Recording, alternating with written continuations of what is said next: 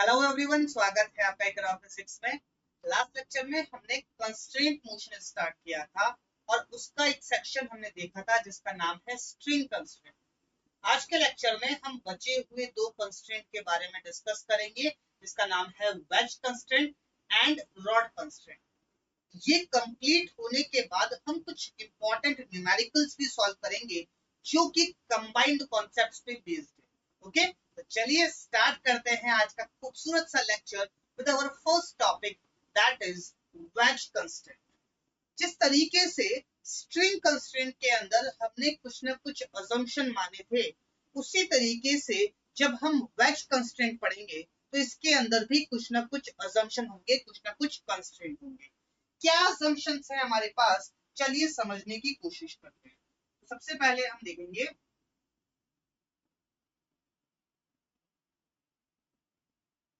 Veg constraint के अंदर assumptions. हमारा जो पहला असम्पशन है कि जो भी हमारे वेज है, जो भी हमारे ब्लॉक्स है, वो रिजिड रहेंगे। रिजिड रहेंगे इसका मतलब क्या हुआ कि उनका शेप और साइज चेंज नहीं होगा। तो फर्स्ट असम्पशन क्या है कि ब्लॉक्स या फिर जो वेज होंगे आर रिजिड,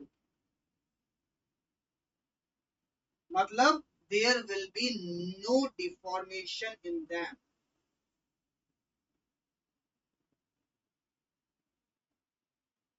नो डिफॉर्मेशन का मतलब क्या हुआ कि इनका शेप और साइज कभी भी चेंज नहीं। हमारा जो दूसरा असम्पशन है वो ये है कि जो भी वेज और ब्लॉक है ये आपस में कभी भी कांटेक्ट को लूज नहीं करेंगे। कहने का मतलब क्या हुआ कि वेज और ब्लॉक के बीच में कभी भी नॉर्मल की वैल्यू ना तो जीरो होगी ना नेगेटिव होगी। So wedge slash block will not lose contact। और इसके कहने का मतलब क्या हुआ कि नॉर्मल की वैल्यू ना तो जीरो होगी ना नेगेटिव होगी। इसी चीज को आप एक और तरीके से कह सकते हो कि नॉर्मल जो होगा हमेशा हमारे पास पॉजिटिव होगा। I hope these two assumptions are clear. इसी चीज को एक डायग्राम से समझने की कोशिश करते हैं कि हमारे पास सिचुएशन किस तरीके से। फॉर एग्जाम्पल, हमारे पास कोई एक वेज है इस तरीके से और इस वेज के ऊपर एक ब्लॉक रखा हुआ है इस तरीके से। अब बात समझो कि इस वेज और इस ब्लॉक की जो कॉमन सरफेस है क्या वो यही है? This is my common surface.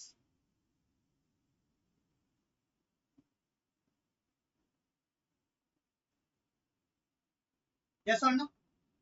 अब अगर मैं बात करूं कि इस कॉमन सरफेस के परपेंडिकुलर अगर मैं एक लाइन बनाऊं, इस कॉमन सरफेस के परपेंडिकुलर अगर मैं एक लाइन बनाऊं, तो क्या मैं ये बात बोल सकता हूं क्या कि ये वो डायरेक्शन है जो कॉमन सरफेस के परपेंडिकुलर है?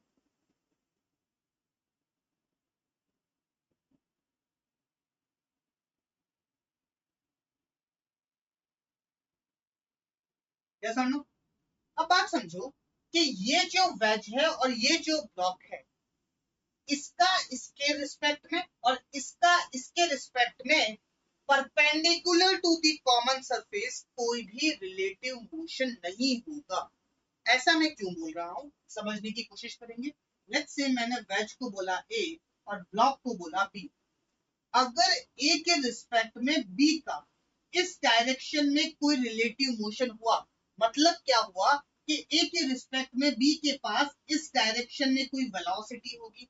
अगर ए के रिस्पेक्ट में बी के पास इस डायरेक्शन में कोई वेलोसिटी होगी तो ये जो बी ब्लॉक है इस वेज के अंदर धंस जाएगा। और धंस जाएगा तो इसका मतलब क्या होगा कि कोई ना कोई डिफॉर्मेशन होगा वेज के अंदर। इसका मतलब क्या हुआ कि वेज का जो शेप साइज होगा वो चेंज होगा। लेकिन हमारा पहला असम्पशन क्या था कि जो वेज होगा, जो ब्लॉक होगा, इनकी ज्योमेट्री कभी भी चेंज नहीं होगी, ये हमेशा रिजिड रहेंगी। तो इसीलिए मैंने कहा कि वेज का ब्लॉक का वेज के रिस्पेक्ट में कोई भी मोशन नहीं होगा इस डायरेक्शन। सर इस डायरेक्शन में हो सकता है क्या? बेटा अगर इस डायरेक्शन में हुआ, वेज के रिस्पेक्ट में ब्लॉक का अगर इस डायरेक्शन में मोशन हुआ, तो क्या होगा कि इसके और इसके बीच में क्या हो जाएगा, कांटेक्ट लूज हो जाएगा, नॉर्मल की वैल्यू 0 हो जाएगी। और अगर नॉर्मल की वैल्यू 0 हो गई, कांटेक्ट लूज हो गया, तो क्या होगा, हमारा सेकंड असम्पशन वैलिड नहीं रहेगा। तो इसीलिए मैंने ये बात कही कि इसका इसके रिस्पेक्ट में और इसका इसके रिस्पेक्ट में perpendicular to the common surface कोई भी रिलेटिव मोशन नहीं होगा। रिलेटिव मोशन नहीं होगा तो क्या मैं ये बात कह सकता हूं कि इस डायरेक्शन में कोई भी रिलेटिव डिस्प्लेसमेंट नहीं होगा, कोई भी रिलेटिव वेलोसिटी नहीं, और कोई भी रिलेटिव एक्सेलरेशन नहीं होगा। रिलेटिव वेलोसिटी नहीं होगी, रिलेटिव एक्सेलरेशन नहीं होगा, रिलेटिव डिस्प्लेसमेंट नहीं होगा, तो क्या मैं ये बात कह सकता हूं क्या कि velocity of A will be equals to velocity of b? Yes or no? क्या मैं ये बात कह सकता हूँ क्या कि acceleration of a it will be equals to acceleration of b? क्या मैं ये बात कह सकता हूँ क्या कि displacement of a it will be equals to displacement of b? कहने का मतलब क्या हुआ कि कॉमन सरफेस के परपेंडिकुलर डायरेक्शन में जो b का डिस्प्लेसमेंट होगा वही a का डिस्प्लेसमेंट होगा, जो b की वेलोसिटी होगी वही a की वेलोसिटी होगी, जो b का एक्सेलरेशन होगा वही a का एक्सेलरेशन होगा। क्यों? क्योंकि हमने हमारे असम्पशंस जो माने हैं ये तभी वैलिड होंगे जब perpendicular to the common surface इसके और इसके सारे पैरामीटर्स इक्वल होंगे, मतलब रिलेटिव मोशन कुछ नहीं होगा। इसके रिस्पेक्ट में इसका along the incline plane motion हो सकता है, but perpendicular to the incline plane कोई मोशन नहीं होगा। I hope this thing is clear to you. और इसी कॉन्सेप्ट के बेसिस पे हम हमारे वेज कंस्ट्रेंट के सवालों को सॉल्व करेंगे। जिस तरीके से हमने स्ट्रिंग कंस्ट्रेंट में ये बात मानी थी कि अलोंग द स्ट्रिंग हमारी जो वेलोसिटी होगी वो सेम रहेगी, इसी तरीके से सेम कॉन्सेप्ट हम यहाँ पे लगाएंगे कि perpendicular to the common surface displacement, velocity और एक्सेलरेशन हमारे सेम रहेंगे। I hope this thing is clear. Okay, चलिए सवाल स्टार्ट करते हैं। सवालों से थोड़ी और क्लैरिटी आएगी। क्या सवाल है कि मेरे पास एक वेज है जिसका मास है कैपिटल M और इसके ऊपर एक ब्लॉक रख दिया गया है, कुछ इस शेप का ब्लॉक है, M मास का, स्मॉल m मास का। और क्या किया गया कि ये ब्लॉक कहीं गिर ना जाए, इसीलिए इसके ऊपर इस तरीके से रेस्ट्रिक्शंस लगा दिए गए, इसको एक रॉड से कनेक्ट कर दिया गया, मतलब दोनों तरफ रॉड लगा दी गई ताकि ये ऐसे ना गिर जाए। I hope this thing is clear. तो मुझसे सवाल में क्या पूछा है, find acceleration of the rod and wedge. हमारे पास ये जो वेज है और ये जो रॉड है ये फ्री टू मूव, लेकिन ये जो रॉड है ये ऐसे मूव नहीं कर सकती। क्यों? क्योंकि हमने इसका मोशन जो है वो कंस्ट्रेंट कर दिया। अब ऐसे मूव नहीं कर सकती तो ये ऐसे मूव करेगी। लेट्स से जैसे ही इसको छोड़ा ये ब्लॉक जाएगा पीछे की तरफ। मुझे ये बात दिख रही है कि ये ब्लॉक जाएगा पीछे की तरफ। ऐसे समझ में नहीं आता तो ऐसे समझो कि ये इसके ऊपर नॉर्मल लगाएगा इस डायरेक्शन में, तो नॉर्मल का एक कंपोनेंट आएगा इस डायरेक्शन में और ये जो कंपोनेंट होगा इस ब्लॉक, इस वेज को इस डायरेक्शन में लेके जाएगा। तो लेट्स से इसका एक्सेलरेशन हुआ a। अब जैसे ही इसको छोड़ेंगे ये जो स्मॉल m मास का ब्लॉक है ये नीचे आने की कोशिश करेगा। जैसे ही नीचे आएगा तो लेट्स से इसका एक्सेलरेशन है b, तो मुझे a और b की वैल्यू निकालनी है। I hope this thing is clear. Okay, तो बिल्कुल स्टेप बाय स्टेप चलेंगे। सबसे पहले इस कैपिटल M जो वेज है इसका फ्री बॉडी डायग्राम बनाते हैं। इसका अगर मैं फ्री बॉडी डायग्राम बनाता हूं तो ये भी किसी ना किसी सरफेस के ऊपर रखा हुआ होगा। यस और नो? हवा में तो झूल नहीं रहा, ये भी किसी ना किसी सरफेस के ऊपर रखा हुआ होगा। ये सरफेस इसके ऊपर एक नॉर्मल लगाएगी n1। ये कैपिटल M मास है तो इसका कुछ ना कुछ ग्रेविटेशनल फोर्स लग रहा होगा m इंटू जी। ये ब्लॉक इस वेज के ऊपर एक नॉर्मल लगाएगा इस डायरेक्शन में। Let's say this is my normal n।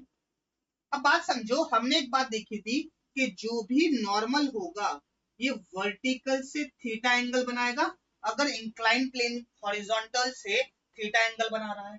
तो इस नॉर्मल का थोड़ा बड़ा डायग्राम बनाते हैं ताकि थोड़ी और अच्छे से क्लैरिटी है।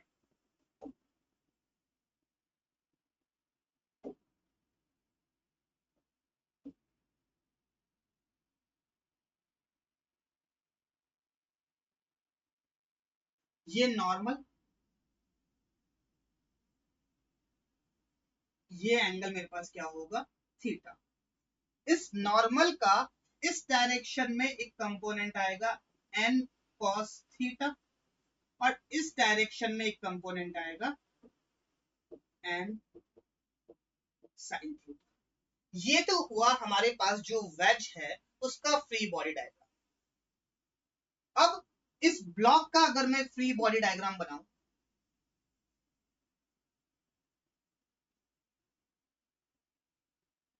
तो ये कुछ इस तरीके से है। या तो आप ऐसे समझो कि नॉर्मल ऐसे लगा इसके ऊपर, वेज के ऊपर, तो इसके ऊपर कुछ इस तरीके से लगेगा नॉर्मल।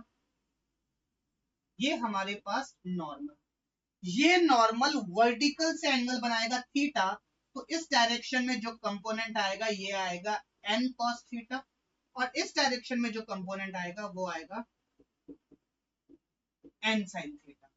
और क्या लग रहा है, इसका ग्रेविटेशनल फोर्स तो एक mg डाउनवर्ड डायरेक्शन में लगेगा, ये सेंटर पे लगेगा, लेकिन मैंने यहाँ पे जगह नहीं थी इसीलिए थोड़ा डायग्राम साफ दिखे इसीलिए ऊपर बना दिया। एक mg डाउनवर्ड डायरेक्शन में लगेगा। और कोई फोर्स लग रहा है क्या, एक और फोर्स लगेगा इसके ऊपर, पर समझने की कोशिश करेंगे कि क्यों लगेगा। क्योंकि जैसे ही इसके ऊपर लगेगा n sin थीटा, ये ब्लॉक इस डायरेक्शन में जाना चाहेगा, इस डायरेक्शन में जाना चाहेगा, लेकिन ये जा नहीं पाएगा। क्यों, क्योंकि यहाँ पे इसको कंस्ट्रेंट कर दिया गया इसकी वजह से। ये बिल्कुल टच में रहेगा, आपको दिखा रहा हूं कि ये इस तरफ होगा, तो जैसे ही ये आगे जाएगा ये इससे टकराएगा और ये सरफेस इसके ऊपर इस डायरेक्शन में एक और नॉर्मल लगाएगी। लेट्स से ये है मेरे पास n2 और क्योंकि ये इस डायरेक्शन में मूव नहीं करेगा तो n2 की जो वैल्यू आ जाएगी वो आ जाएगी n sin थीटा। इसके अलावा इस ब्लॉक के ऊपर और कोई फोर्स नहीं लग रहा। इसका एक्सेलरेशन डाउनवर्ड डायरेक्शन में मैंने अज्यूम किया है b और इसका एक्सेलरेशन इस डायरेक्शन में मैंने अज्यूम किया है a। अब बात समझेंगे कि ये वेज तो मूव कर सकता है इस डायरेक्शन में, इस डायरेक्शन में जो इकलौता फोर्स लग रहा है वो लग रहा है n sin थीटा। तो n sin थीटा की वजह से इस डायरेक्शन में एक्सेलरेशन आएगा a। तो क्या मैं ये बात लिख सकता हूं क्या कि n sin theta it is equals to capital M into A। This is my equation number 1। चलिए अब मुझे n1 तो निकालना नहीं है, तो n1 निकालना नहीं है तो क्यों मैं वर्टिकल डायरेक्शन में इक्वेशन लिखूं। तो मेरी जो इक्वेशन रहेगी वो हॉरिजॉन्टल डायरेक्शन में ही रहेगी वेज के ऊपर। अगर आप कहते हो तो मैं यहाँ पे साइड में लिख देता हूं कि इक्वेशन क्या बनेगी, लेकिन मेरे काम की नहीं है। वर्टिकल डायरेक्शन में ये वेज मूव नहीं करेगा, तो ऊपर की तरफ लगने वाला force which is n1 it will be equals to mg, capital mg plus n cos theta. ये एक इक्वेशन और बन सकती है लेकिन मेरे काम की नहीं है ये इक्वेशन, तो मैं इसको नहीं लिखूंगा।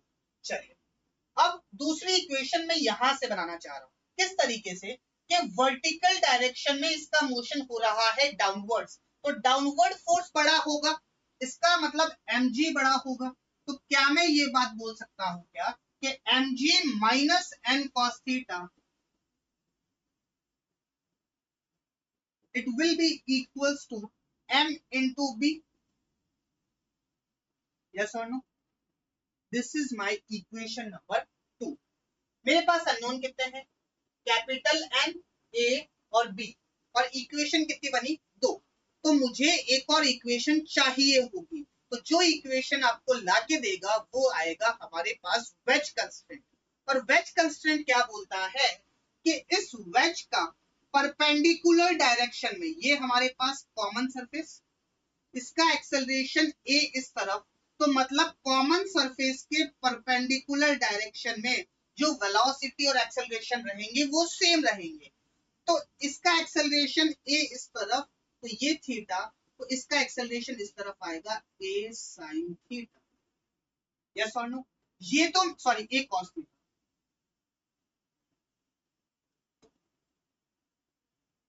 ये ए और सॉरी ये थीटा नहीं होगा, ये theta, this is my theta, तो ये आ जाएगा 19 माइनस थीटा। तो ए का ये कंपोनेंट होगा, ये आएगा ए साइन थीटा। यस और नो? अब अगर मैं ब्लॉक बी की बात करूं, तो ब्लॉक बी का एक्सेलरेशन डाउनवर्ड डायरेक्शन में, तो ये डाउनवर्ड डायरेक्शन में बी एफ का एक्सेलरेशन। अब मुझे इसके अलावा निकालना है, तो सबसे पहले ये एंगल निकालना पड़ेगा। वर्टिकल के साथ जो नॉर्मल एंगल बनाता है, ये एंगल बनाता है थीटा। तो क्या मैं ये बात बोल सकता हूँ क्या कि इस डायरेक्शन में जो एक्सेलरेशन आएगा वो आएगा बी कॉस थीटा। और मुझे ये बात पता है वेज कंस्ट्रेंट से कि इसका इस डायरेक्शन में acceleration will be equals to block का इस डायरेक्शन में एक्सेलरेशन, तो a sine theta will be equals to b cos theta. A sine theta it is equals to b cos theta. This is my equation number 3. ये तीन equation मेरे पास आ गई, तीन unknown. क्या हम सवाल को सॉल्व कर सकते हैं? बिल्कुल कर सकते हैं। चलिए देखते हैं किस तरीके से सॉल्व। इस इक्वेशन को मैं लिख रहा हूं यहां से, n cos theta it is equals to mg minus mb, yes or no? और इस इक्वेशन को मैं लिख रहा हूं b is equals to a tan theta, yes or no?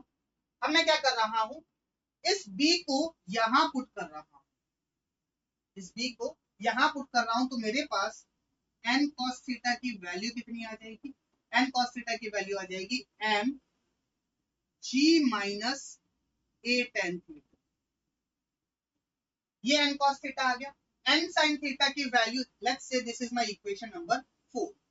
अगर मैं फर्स्ट को 4 से डिवाइड कर देता हूं, 1 डिवाइडेड बाय 4, तो n से n गया, sin theta by cos theta is tan theta. इधर है capital M into A divided by g minus A tan theta. Cross multiply करेंगे तो ये क्या हो जाएगा, g minus A tan theta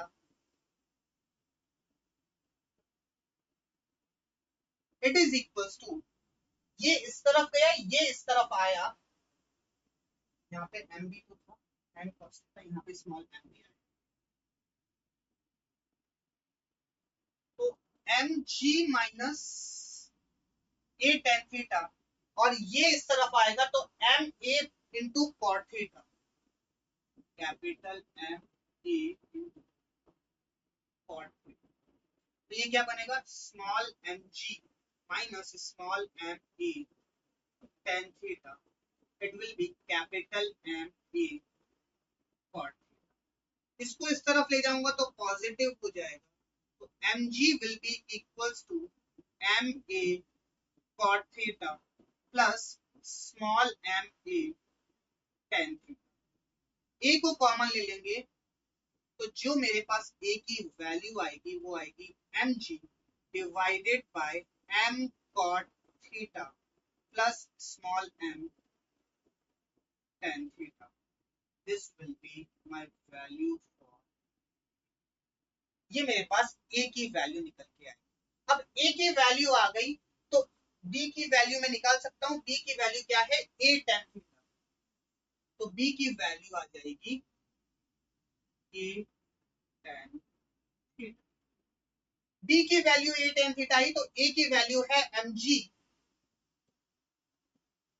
divided by capital M cot theta plus small m tan theta और into tan theta, ये मेरे पास b की वैल्यू निकल के आई। I hope this thing is clear to you. तो वेज कंस्ट्रेंट की हेल्प से हमने a और b की वैल्यू निकाली। अगर नीट में सवाल आया तो नीट में सिर्फ और सिर्फ ये सवाल आएगा कि a और b के बीच में रिलेशन क्या होगा। आपको बोल देगा कि डाउनवर्ड डायरेक्शन में एक्सेलरेशन b है, इसका हॉरिजॉन्टल डायरेक्शन में एक्सेलरेशन a है, तो a और b के बीच में रिलेशन निकालो, तो वो निकल के आएगा b is equals to a tan theta. आपको सिर्फ इतनी सी बात ध्यान में रखनी है कि किस तरीके से एक्सेलरेशन निकल के आएगा। अगर जेई में सवाल आता है तो पूरा सवाल आपसे पूछ सकता है, चाहे मेंस का हो चाहे एडवांस का हो, दोनों ही केसेस में आपसे वो सवाल इस तरीके से पूछ सकता है। I hope this thing is clear to you and this question is clear to you. Okay, चलिए आगे बढ़ते हैं और अगला सवाल देखते हैं। क्या सवाल है? Find the acceleration of block A. हमारे पास जैसे ही इसको रिलीज किया, ये बी ब्लॉक इस डायरेक्शन में मूव करने लग गया with an acceleration of 12 metre पर सेकंड स्क्वायर। मुझे ये बात पता है कि ए का एक्सेलरेशन तो नीचे की तरफ ही होगा। लेट्स से इसका एक्सेलरेशन है ए डाउनवर्ड डायरेक्शन में, तो मुझसे ये बात पूछी है कि इस ए की वैल्यू क्या हो। अगेन वही वेज कंस्ट्रेंट का कॉन्सेप्ट। सबसे पहले कॉमन सरफेस ढूंढो, ये हमारी common surface, this is our common surface. इसके परपेंडिकुलर डायरेक्शन में जो एक्सेलरेशन होंगे वो सेम होगा। चलिए, ये एंगल 53, तो क्या मैं ये बात बोल सकता हूं कि ये एंगल भी मेरे पास 53, इसका एक्सेलरेशन इधर 12, तो ये 53, तो क्या ये 37 हो जाएगा? तो वेज का एक्सेलरेशन इस डायरेक्शन में आएगा 12 cos 37 which is 12 into 4/5। अब ब्लॉक का एक्सेलरेशन है डाउनवर्ड डायरेक्शन में, तो इसका एक्सेलरेशन अगर मैं ब्लॉक बनाता हूं,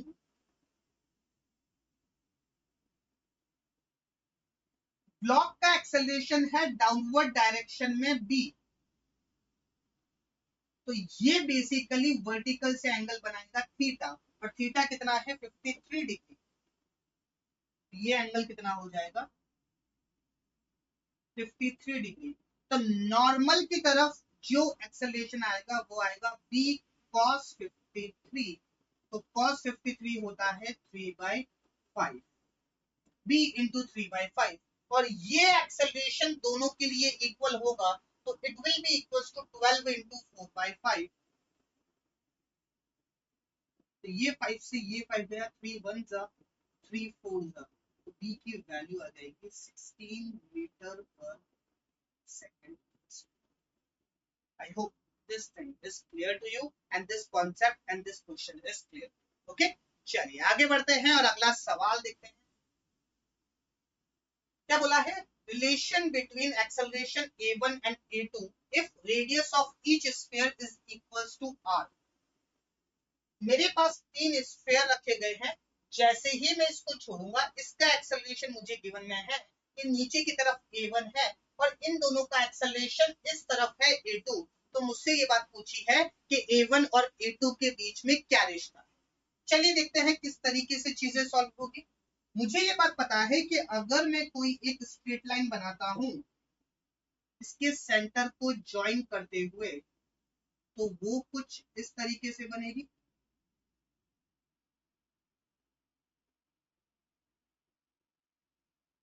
यस और नो? अब बात समझो कि हमने वही बात सीखी है कि जो एक्सेलरेशन वेलोसिटी होगी along the perpendicular to the normal surface वो सेम होगी। तो इसका एक्सेलरेशन a1 नीचे, तो ये एंगल मुझे पता है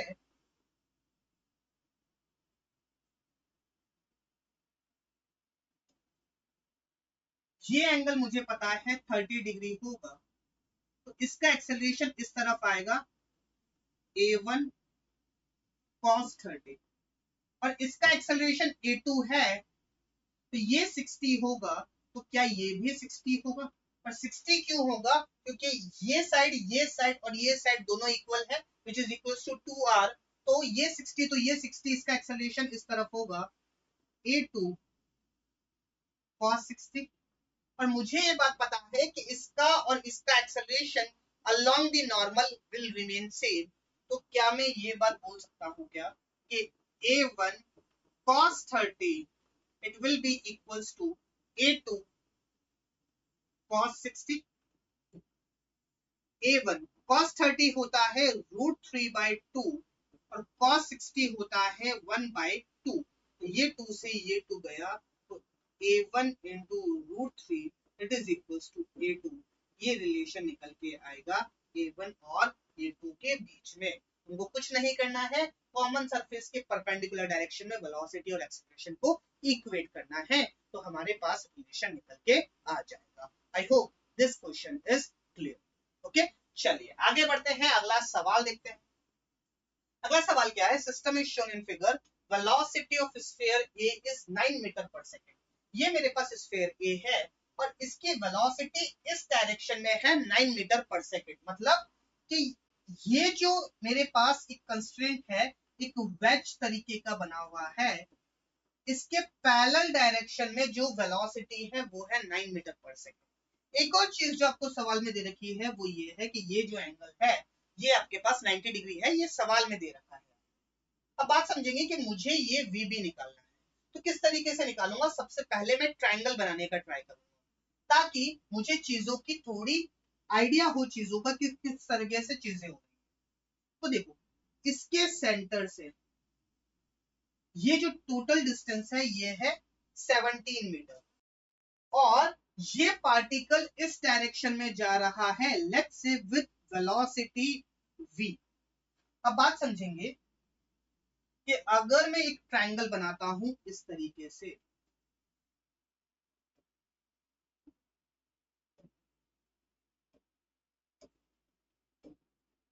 यहां से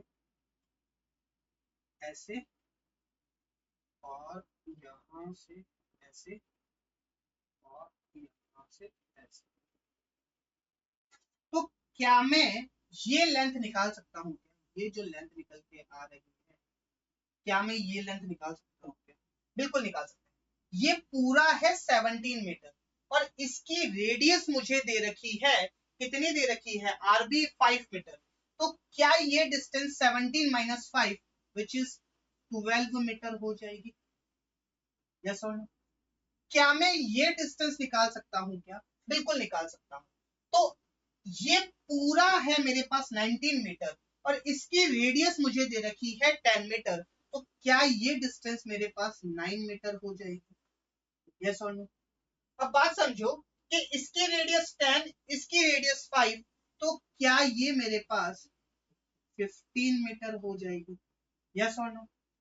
अब मेरा कॉन्सेप्ट क्या रहेगा कि ये वेलोसिटी मुझे 9 मीटर पर सेकंड दे रखी है, तो अलोंग द कॉमन नॉर्मल मैं इसकी वेलोसिटी इस डायरेक्शन में निकाल लूंगा, इस वेलोसिटी का इसी डायरेक्शन में एक कंपोनेंट निकाल लूंगा और दोनों को इक्वेट कर दूंगा, तो मेरे पास V निकल के आ जाएगा।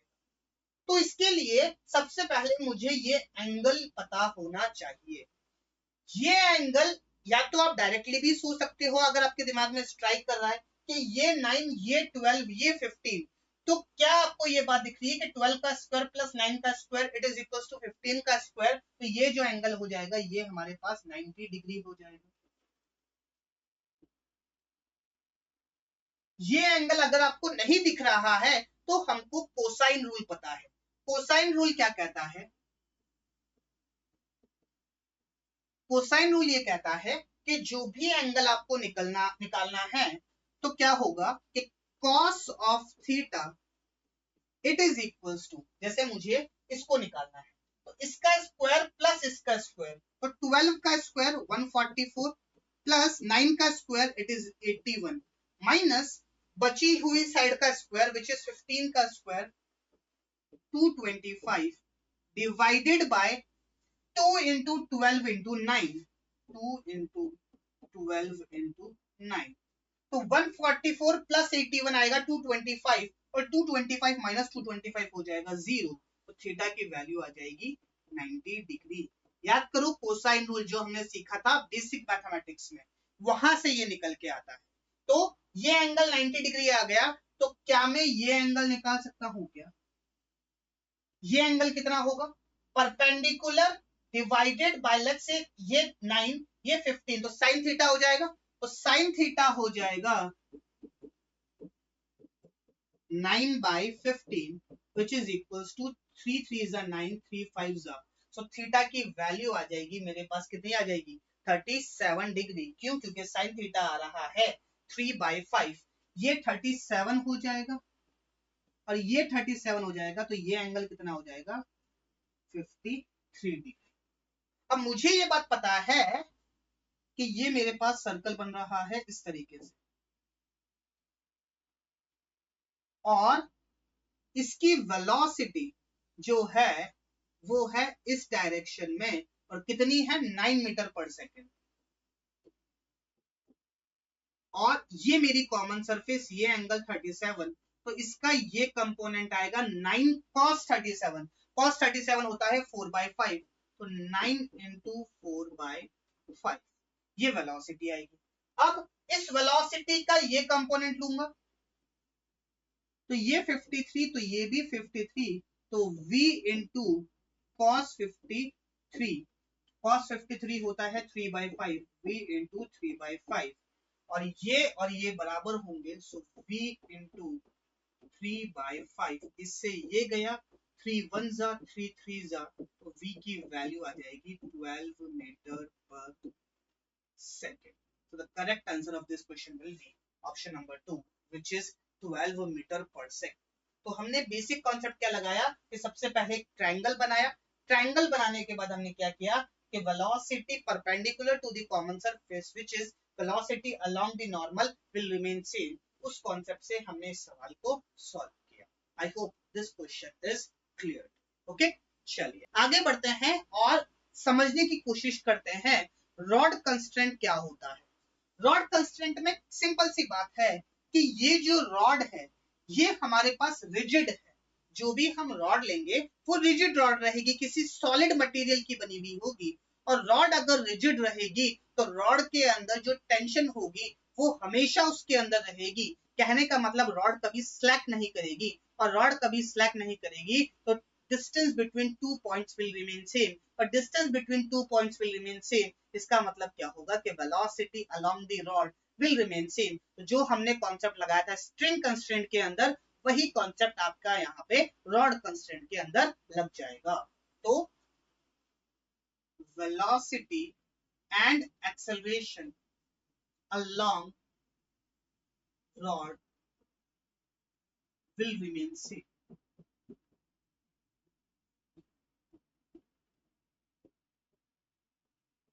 यही हमारा अजम्पशन रहेगा और इसी के बेसिस पे हमारे पास सवाल बनते हैं।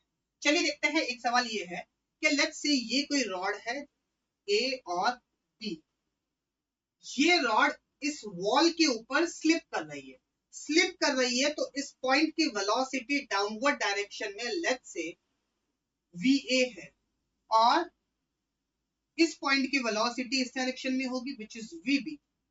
अगर मैं इस एंगल को थीटा ए बोल रहा हूं, तो क्या ये एंगल 90 माइनस थीटा ए होगा? थीटा ए क्यों बोलो, कि थीटा ही बोल दो, तो ये एंगल हो जाएगा 90 माइनस थीटा। तो मुझे ये बात बतानी है कि VA और VB में क्या रिलेशन है। तो सिंपल सी बात जो हमने सीखी वो ये थी कि velocity along the rod same रहेगी, और एक्चुअल कंपोनेंट लेंगे तो VA का इस डायरेक्शन में कंपोनेंट आएगा VA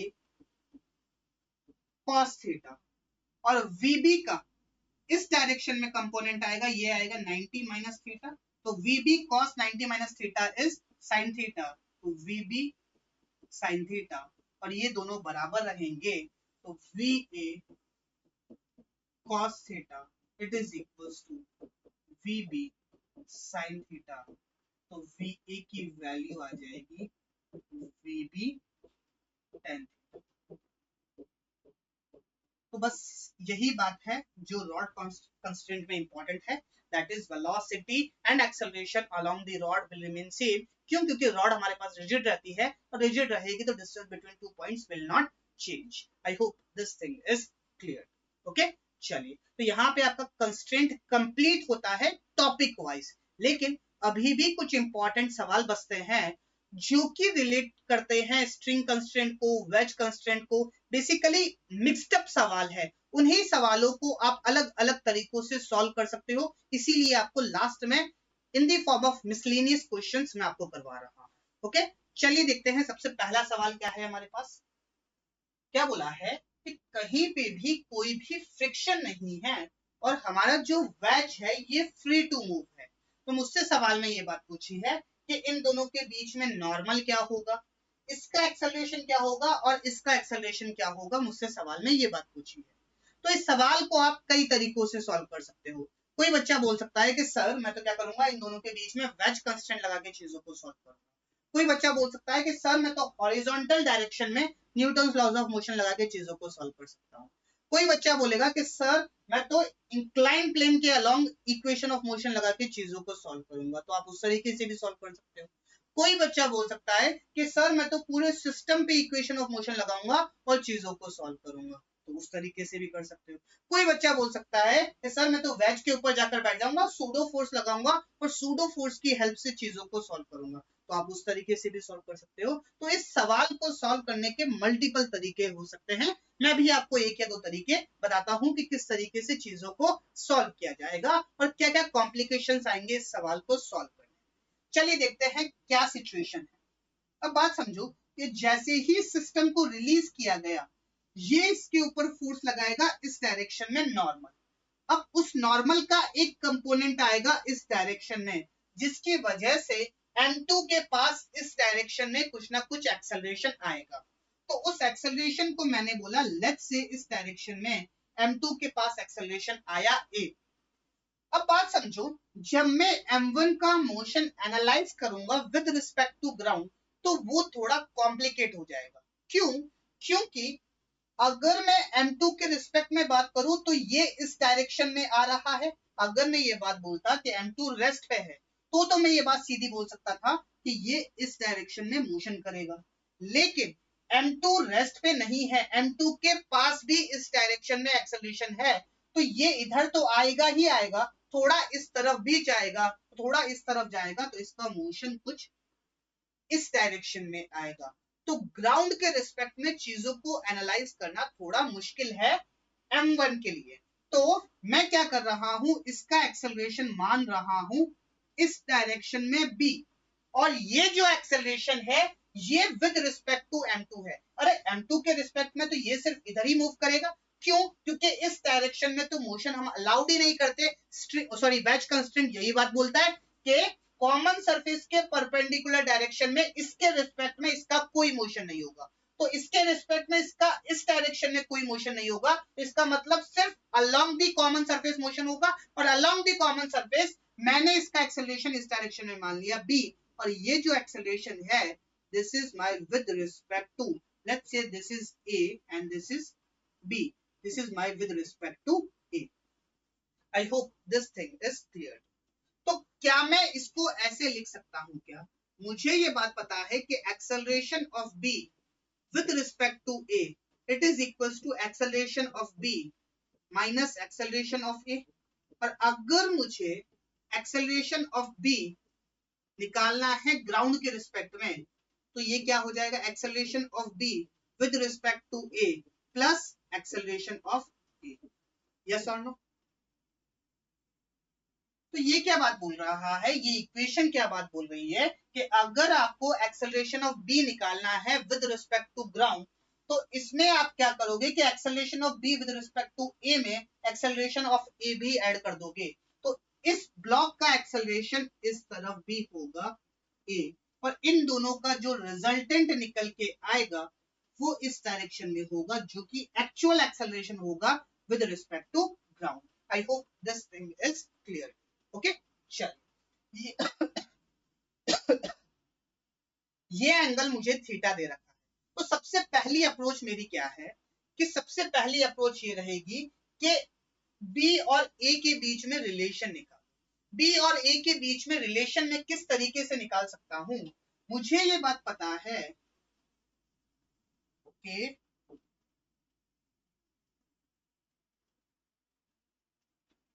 अगर मैं इसका फ्री बॉडी डायग्राम बनाऊं m1 का, और m1 का फ्री बॉडी डायग्राम बना के along the inclined plane Newton's laws of motion लगाऊं या फिर न्यूटन्स लॉज ऑफ मोशन की इक्वेशन लिखूं तो किस तरीके से होगी, चीजों को समझने की कोशिश करेंगे।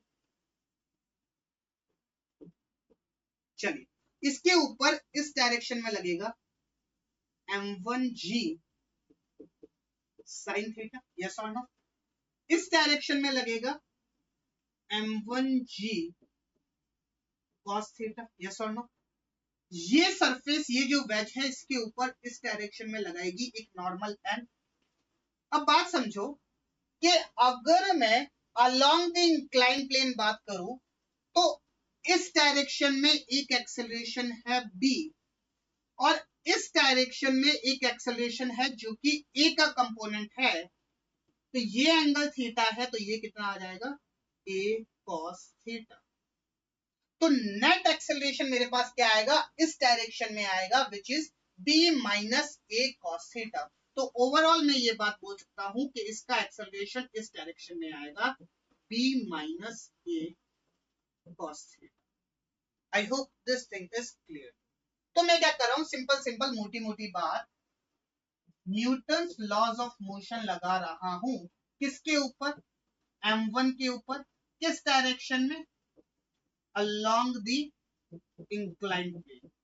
चले, अब बात करते हैं। अच्छा, ये जो एक्सेलरेशन लिखा है ये हमने ग्राउंड के रिस्पेक्ट में लिखा है, ग्राउंड के रिस्पेक्ट में लिखा है, तो हमारा जो ऑब्जर्वर है वो इनर्शियल फ्रेम है, और इनर्शियल फ्रेम है तो न्यूटन लॉज ऑफ मोशन में लगा ही सकता हूं। चलिए, तो इस डायरेक्शन में force which is m1g sin theta, और कोई force along the incline plane लग रहा है क्या, कोई फोर्स नहीं लग रहा, और कोई अलोंग द इंक्लाइन प्लेन, तो m1g sin theta it will be equals to mass into acceleration.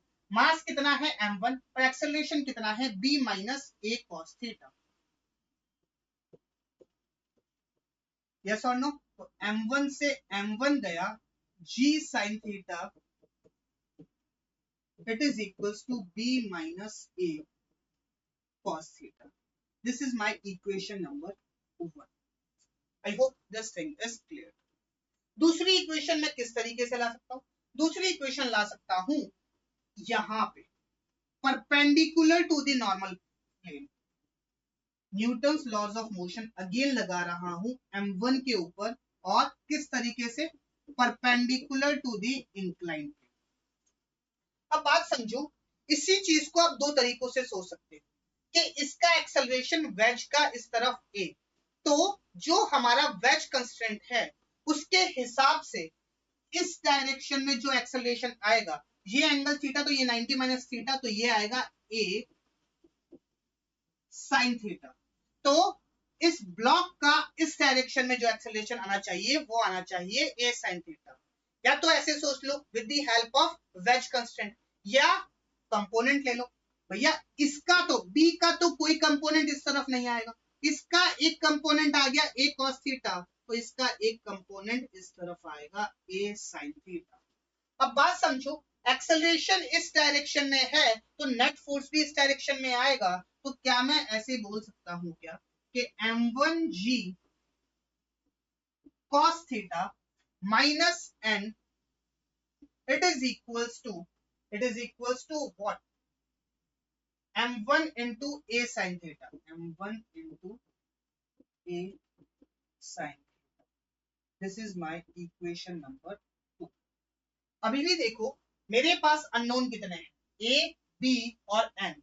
अभी मेरे पास दो इक्वेशन आई है, एक और इक्वेशन लिखना बाकी है। एक और इक्वेशन किस तरीके से आएगी, एक और इक्वेशन आएगी इसके ऊपर न्यूटन्स लॉज ऑफ मोशन लगा, कैसे कि अगर मैं वेज का फ्री बॉडी डायग्राम बनाऊं तो इसके ऊपर इस डायरेक्शन में लगेगा n और इस डायरेक्शन में लगेगा n sin थीटा और इस डायरेक्शन में लगेगा n cos थीटा।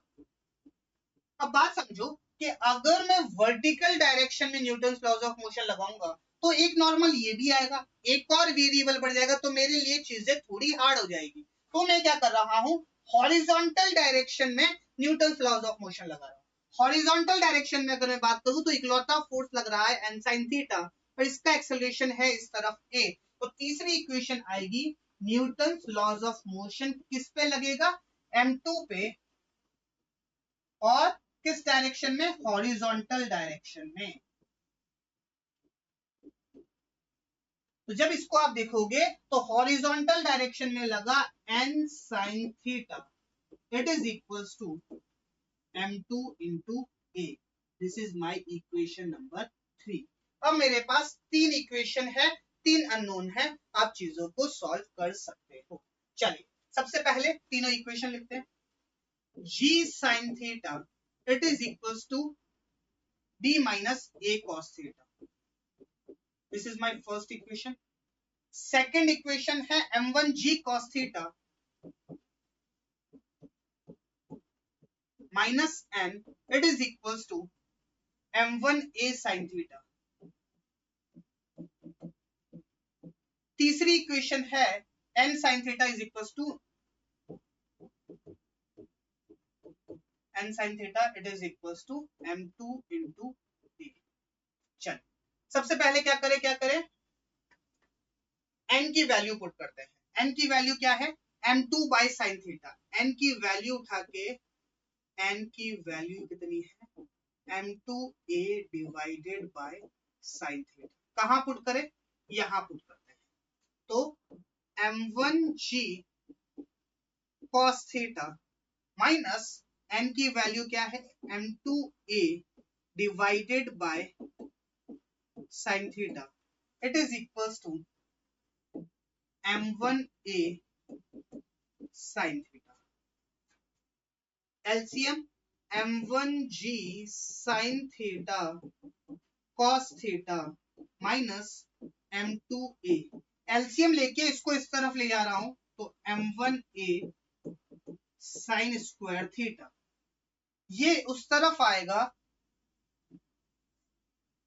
तो ये क्या बनेगा, m1g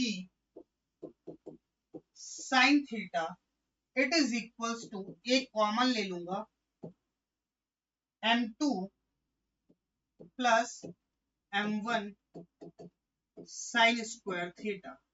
तो जो a की वैल्यू निकल के आएगी वो आएगी m1g sin theta, cos theta भी है, cos theta, m1g sin theta cos theta divided by m2 plus m1 sin square theta.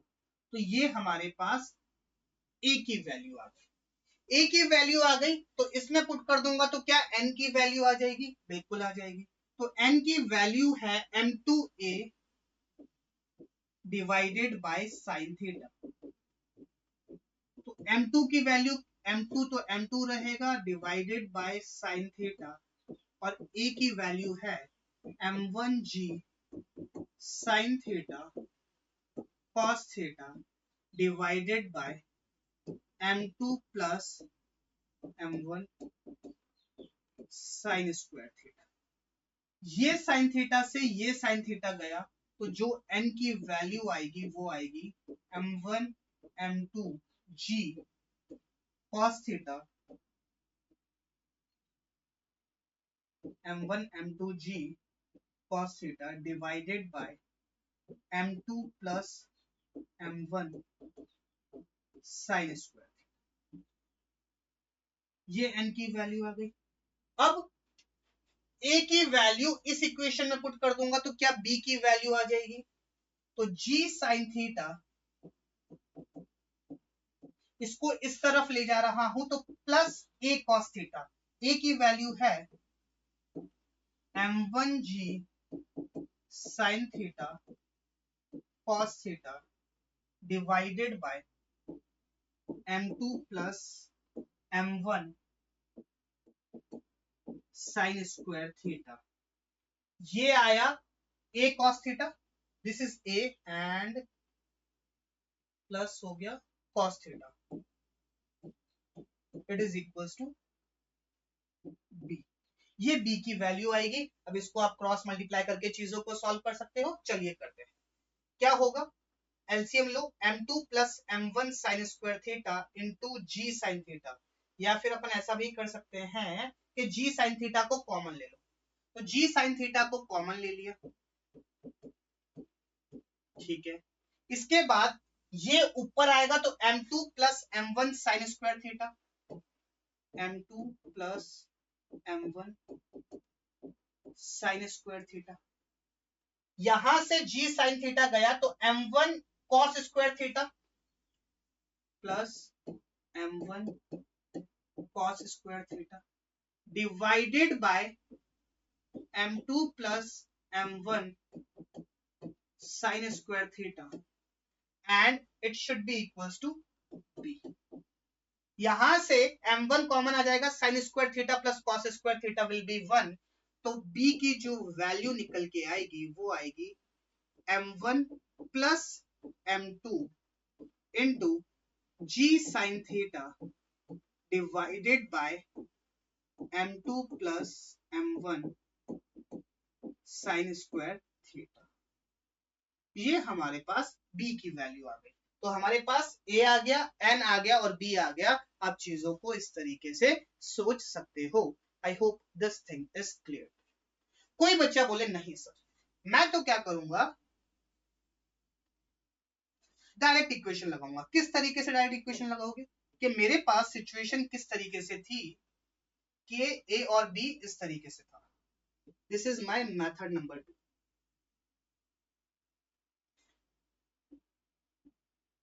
This is my m1, m1 कौन सा था, ये m1, ये m2 और ये थीटा। अच्छा, ये m1 और this is my m2, my method number 2।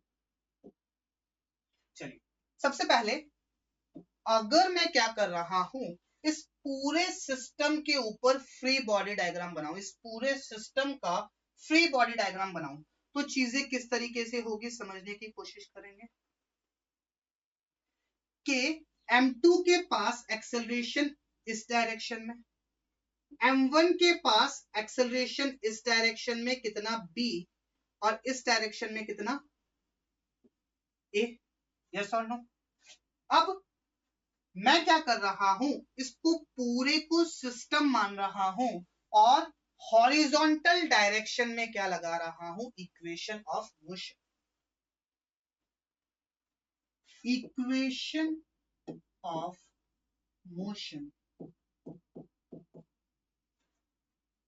In horizontal, equation of motion में Newton's laws of motion.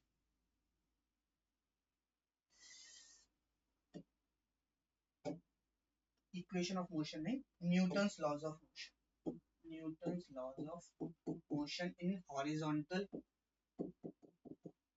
Direction on system. बात समझो कि सबसे पहले देखते हैं कि इस पूरे सिस्टम के ऊपर हॉरिजॉन्टल डायरेक्शन में कौन कौन से फोर्सेस लग रहे हैं। अगर मैं n की बात करूं जो कि यहां पे है, वो तो इंटरनल फोर्स हो गया। इस n की बात करूं तो ये लग तो रहा है इस पूरे सिस्टम के ऊपर, लेकिन वर्टिकल डायरेक्शन में लग रहा है। तो इस पूरे सिस्टम के ऊपर हॉरिजॉन्टल डायरेक्शन में कोई फोर्स नहीं लग रहा, हॉरिजॉन्टल डायरेक्शन में कोई फोर्स नहीं लग रहा, तो it will be equals to 0। अब जब अलग अलग बॉडीज का अलग अलग एक्सेलरेशन होता है तो हम क्या लिखते हैं, net force is equals to m1a1 plus m2a2। तो अगर मैं m1 की बात करूं तो m1 का एक्सेलरेशन है इस तरफ, इसको मैंने पॉजिटिव बोला, तो ये हो जाएगा a। अब ये एंगल थीटा, तो क्या ये एंगल भी थीटा होगा, तो ये कितना हो जाएगा, इसका ये component b cos theta. Yes और नो। तो ये कितना हो जाएगा, a minus b cos theta. ये तो हुआ m1a1 प्लस m2, इसका एक्सेलरेशन इस तरफ a, तो क्या यही हो जाएगा। तो इक्वेशन क्या बन के आएगी, m1 b cos theta minus m1a, इसको इस तरफ लेके जा रहा हूं, it is equals to m2 into a। तो m1 b cos theta it is equals to m1 plus m2 into a। This is my equation number 1। ये तो एक इक्वेशन हो गई। दूसरी इक्वेशन में क्या कर सकता हूं कि अलोंग द इंक्लाइन प्लेन अगर मैं इक्वेशन बनाता हूं तो जो मेरी इक्वेशन निकल के आई थी क्या वो यही आएगी, ये वाली। Along the incline plane g sin theta is equal to b minus a cos theta. तो g sin theta it is equal to b minus a cos theta.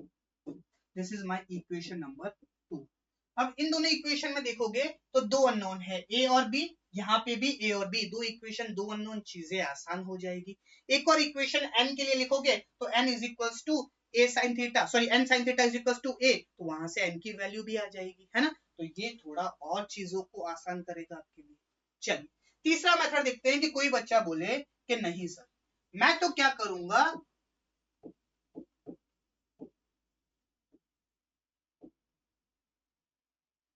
Pseudo force लगाऊंगा। कैसे सूडो फोर्स लगाऊंगा समझने की कोशिश करेंगे। ये मेरे पास m2 और ये मेरे पास m1। अब मैंने क्या किया कि जो भी ऑब्जर्वर है उसको वेज के ऊपर ही बिठा दिया। अब वेज के ऊपर बिठा दिया तो आपको एक सूडो फोर्स लगाना पड़ेगा, और सूडो फोर्स का डायरेक्शन क्या होगा, जिसके ऊपर जिसके रिस्पेक्ट में आप बात कर रहे हो उसके एक्सेलरेशन के अपोजिट डायरेक्शन में। तो इसका एक्सेलरेशन था a इस तरफ। अब इसके ऊपर इस डायरेक्शन में एक फोर्स लगेगा which is m1 into a, yes और नो। इस डायरेक्शन में एक लगेगा m1g sin थीटा, यस और नो। इस डायरेक्शन में लगेगा m1g cos थीटा, यस और नो। और इस डायरेक्शन में लगेगा नॉर्मल। मैं क्या कर रहा हूं कि along the incline plane and perpendicular to the incline plane चीजों को सोच रहा हूं। Perpendicular to the incline plane तो चीजें कहीं मूव ही नहीं करेगी। मूव नहीं करेगी तो क्या मैं ये बात बोल सकता हूं क्या कि ये अगर मेरे पास एंगल थीटा है तो ये कितना हो जाएगा 90 माइनस थीटा, ये थीटा। तो इसका एक कंपोनेंट आएगा इस तरफ m1a cos थीटा और इस तरफ आएगा m1a sin थीटा। अब इस डायरेक्शन में ये ब्लॉक मूव नहीं कर रहा है तो मैं क्या लिखूंगा, इस डायरेक्शन में इक्विलिब्रियम वाली कंडीशन लिखूंगा। तो ऊपर की तरफ लग रहा है n, ऊपर की तरफ लग रहा है n plus m1a sin theta it is equals to m1g cos theta, yes और no. This is my equation number 1। फिर इसके रिस्पेक्ट में इसका एक्सेलरेशन है इस तरफ और वो क्या है b। तो मैं क्या लिखूंगा कि m1g sin theta plus m1a cos theta, m1g sin theta plus m1a cos theta it is equals to m1 into b, यही होगा। This is my equation number 2। और तीसरी इक्वेशन किस तरीके से बनेगी कि हमारे पास ये जो ब्लॉक है ये तो रेस्ट पे है, ये रेस्ट पे है। इसका मतलब क्या हुआ, क्योंकि इसके रिस्पेक्ट में हम बात कर रहे हैं तो ये ब्लॉक तो हमारे पास रेस्ट पे हो गया। और रेस्ट पे हो गया तो जब मैं इसका फ्री बॉडी डायग्राम बनाऊंगा तो क्या होगा, इस तरफ लगेगा इसके ऊपर एक pseudo force which is m2 into a और इस तरफ लगेगा n sin थीटा, यस और नो। तो n sin थीटा की वैल्यू कितनी हो जाएगी, m2 into a। तो ये मेरे पास तीसरी इक्वेशन आ जाएगी। और अगेन मेरे पास तीन unknown a b and n। तो इस तरीके से आप चीजों को सॉल्व कर सकते हो सूडो फोर्स के कॉन्सेप्ट से भी। जैसे भी सोचो आपके पास तीनों ही केसेस में हमारे पास जो आंसर आएगा वो सेम ही आएगा। आई hope this thing is clear. Okay चलिए आगे बढ़ते हैं और अगला सवाल देखते हैं। क्या बोला है, find relation between acceleration a and b। जैसे ही मैं इसको छोड़ूंगा तो क्या होगा कि ये जो वेज है पीछे की तरफ जाएगा और ये ब्लॉक इस डायरेक्शन में मूव करेगा, तो मुझे ए और बी के बीच में ये जो एक्सेलरेशन है इनके बीच में रिलेशन पूछा है। मेथड 1, एक तो आप ग्राउंड के रिस्पेक्ट में सोच सकते हो। ग्राउंड के रिस्पेक्ट में अभी हमने बात की कि अलोंग द इंक्लाइन प्लेन इसके पास एक्सेलरेशन है b, और ये जो b आपको दे रखा है ना, ये आपको विद रिस्पेक्ट टू ये दे रखा है a, मतलब अगर मैं इसको a बोलता हूं तो विद रिस्पेक्ट टू a दे रखा है, ये आपको सवाल में दे रखा है ना। तो जब मैं ग्राउंड के रिस्पेक्ट में बात करूंगा तो b तो इस तरफ है ही सही, प्लस a और आएगा, तो इसके पास ये a और आएगा, a और आएगा, तो ये एंगल थीटा तो इस तरफ आएगा a cos थीटा, और इस तरफ आएगा a sin थीटा। अब बात समझो कि इसके अंदर मैं लगाने जा रहा हूं स्ट्रिंग कांस्टेंट। स्ट्रिंग कांस्टेंट के लिए सबसे पहले मुझे पॉइंट लिखने पड़ेंगे। ये फर्स्ट पॉइंट, ये यहां पे टच हो रहा है तो ये सेकंड पॉइंट, ये यहां पे टच हो रहा है तो ये थर्ड पॉइंट, और ये हमारे पास फोर्थ पॉइंट। तो सबसे पहले फर्स्ट पॉइंट की बात करूं तो फर्स्ट पॉइंट का जो एक्सेलरेशन हो जाएगा वो हो जाएगा 0। सेकंड पॉइंट इस लेंथ को कम कर रहा है और इसका एक्सेलरेशन है जो वेज का एक्सेलरेशन होगा, तो इसके लिए मैं लिखूंगा -a। अब बात समझो, थर्ड पॉइंट ये जो लेंथ है ये इस डायरेक्शन में है, इस पॉइंट का एक्सेलरेशन इस तरफ है a, क्यों? क्योंकि वेज का एक्सेलरेशन इस तरफ है तो पुली भी इस तरफ a भाग रही है, तो a एक्सेलरेशन इस लेंथ को बढ़ाएगा नहीं। a का एक कंपोनेंट जो अलोंग दी लेंथ है, ये एंगल कितना है थीटा, तो ये है a cos थीटा, तो a का वो कंपोनेंट जो अलोंग दी लेंथ है वो इस लेंथ को बढ़ाएगा, तो यहां पे मैं लिखूंगा प्लस a cos थीटा। अब इस पॉइंट के पास दो एक्सेलरेशन है, एक तो है a cos थीटा जो इस लेंथ को कम करेगा, तो माइनस a cos थीटा, और एक एक्सेलरेशन b जो इस लेंथ को बढ़ाएगा, तो plus b, it is equals to 0, तो minus a cos theta plus a cos theta, यहां से a will be equals to b। अब चीजों को इस तरीके से सोच सकते हैं। या फिर एक स्मार्ट मेथड और है हमारे पास, हम क्या कर रहे हैं कि a के ऊपर ही जाकर बैठ जा रहे हैं। जब हम a के ऊपर ही जाकर बैठ जा रहे हैं तो विद रिस्पेक्ट टू a अगर मैं बात करूं, तो जब मैं जाकर बैठूंगा तो उसका हर्जाना भुगतना पड़ेगा, और हर्जाना क्या होगा कि इसका एक्सेलरेशन पलटा के इसको देना पड़ेगा, और इसका एक्सेलरेशन पलटा के इसको दूंगा तो इसके पास एक्सेलरेशन आ जाएगा a।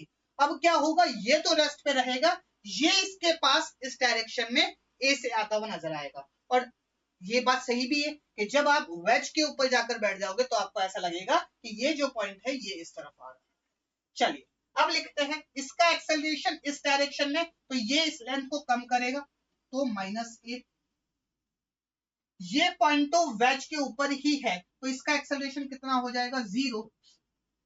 थर्ड पॉइंट के लिए भी अगेन 0। अब फोर्थ पॉइंट के लिए इसके रिस्पेक्ट में इसका एक्सेलरेशन तो b था इस डायरेक्शन में, तो मैं क्या लिखूंगा plus b, it is equals to 0। यहां से भी हमारे पास a will be equals to b। तो इस तरीके से आप चीजों को सोच सकते हो। विद रिस्पेक्ट टू ए चीजें सोचोगे तो चीजें थोड़ी और आसान हो जाएगी अगर मेरे पास इस तरीके का कोई सवाल आता है।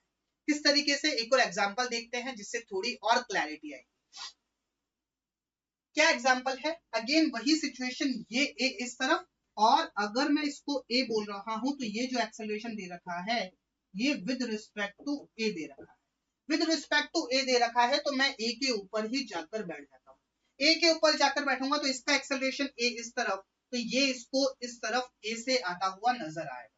पॉइंट्स मार्क कर लो, 1 2 3 4 5 6 7 और ये 8। चलिए सबसे पहले 1 की अगर मैं बात करूं तो जब मैं इसके ऊपर जाकर बैठ ही गया तो 1 के लिए तो मैं 0 लिखूंगा। ये इस तरफ a से आ रहा है तो 2 पॉइंट, मतलब ये पुली भी इससे बंधी हुई है तो 2 पॉइंट इस लेंथ को कम करेगा विच इज -a।